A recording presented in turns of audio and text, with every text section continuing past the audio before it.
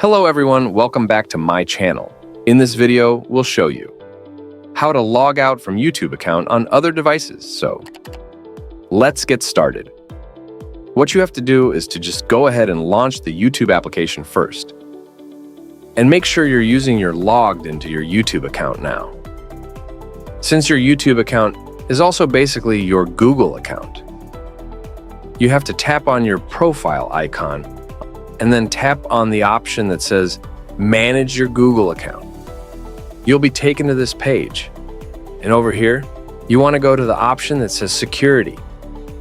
And once you come to the Security page, now here you can see the option called Your Device. It means that remove devices.